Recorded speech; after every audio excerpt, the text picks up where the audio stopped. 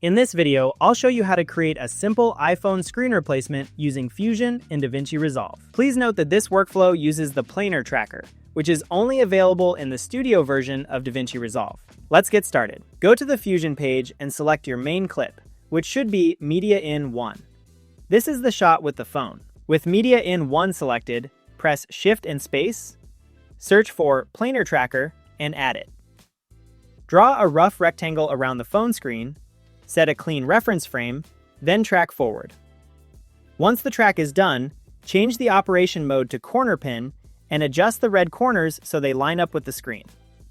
Next, drag your screen recording into the node graph to create Media in 2. Connect Media in 2 to the green input of the Planar Tracker. Now select Media in 1 again, press Shift and Space, search for Delta Keyer, and add it before the Planar Tracker. In the Delta Keyer settings, use the color picker to select the green screen on the phone.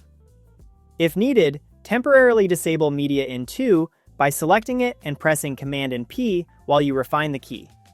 When done, turn it back on. Finally, select the Planar Tracker and set the merge mode to background over foreground.